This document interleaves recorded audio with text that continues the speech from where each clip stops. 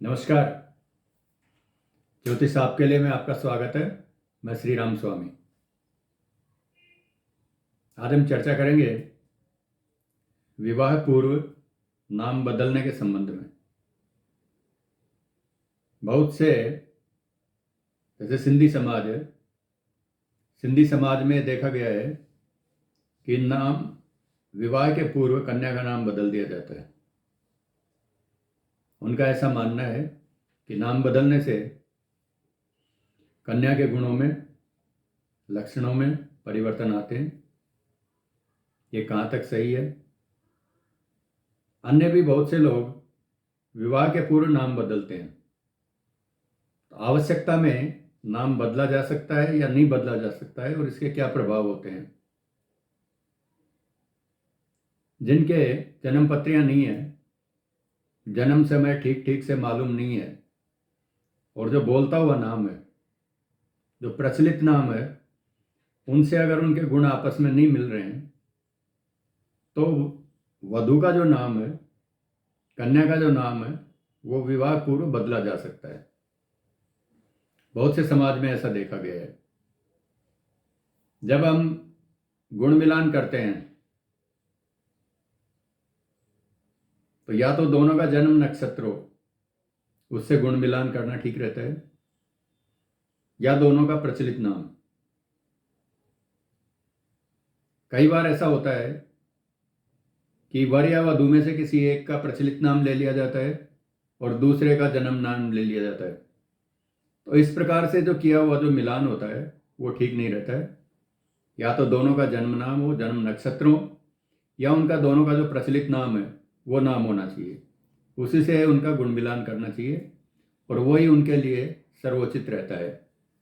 कुर्यात् षोडश कर्माणि जन्मरासो बलान्विते, सर्वान्यन्यानि कर्माणि नामरासो बलान्विते।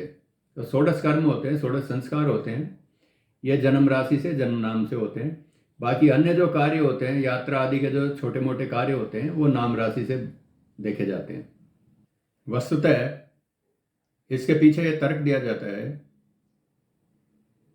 कि जब वर और वधू दोनों के प्रचलित नाम हो, जन्म नक्षत्र ज्ञात नहीं हो, और आपस में गुण मिलान नहीं हो रहा हो, तो वधू का नाम बदल दिया जाता है, लड़की का नाम को बदल दिया जाता है। ऐसा इसलिए माना जाता है कि जो विवाह संस्कार है, षोडश संस्कारों में से एक है। तो जिस समय विवाह संस्कार हो रहा होता है, फेरे हो रहे होते हैं, उस समय ये माना जाता है कि वैवाहिक जीवन का जन्म हो रहा होता है उस समय। और उस समय जो नाम होते हैं वही नाम जीवन भर उनके लिए प्रशस्त रहते हैं और वो काम करते हैं। नाम से प्रभाव पड़ता है।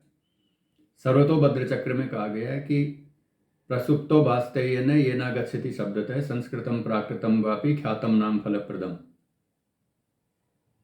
जिस नाम को लेने से सोया हुआ आदमी जग जाए, रास्ते चलता हुआ आदमी जिस नाम से पुकारने पर वापस घूम के देखे, रेस्पॉन्स दे, वो नाम जीवन में फल देने वाला होता है। उस नाम को ग्रहण करना चाहिए और वो फल देता है। इस प्रकार से ये देखा गया है कि जो लोग ये नाम बदलते हैं, वधू का नाम बदलते हैं, काफ़ी कुछ हद तक इसमें ज्योतिषीय सम्मति है। अब आज का विचार बिंदु में हम बहुत ही रोचक जानकारी आपके लिए लेके आए हैं। हमारे यहाँ 7 स्वर माने गए हैं: षडज, ऋषभ, गांधार, मध्यम, पंचम, धैवत और निषाद। मनुष्य जो होता है वह इन 7 स्वरों में बोल सकता है। 2 प्राणी ऐसे हैं जो 7 स्वरों में अपनी आवाज निकाल सकते हैं। एक पहला मनुष्य, दूसरा उल्लू। उल्लू 7 प्रकार की वाणी बोलता है और वो 7 स्वरों में बोलता है। इसी प्रकार मनुष्य बोल सकता है। अन्य जो पशु पक्षी हैं वो एक स्वर में बोलते हैं। उदाहरण के लिए मोर जो होता है वो षडज स्वर में बोलता है। गाय होती है, गाय जब रंभाती है वो ऋषभ स्वर होता है। भेड़ बकरी गांधार स्वर होता है।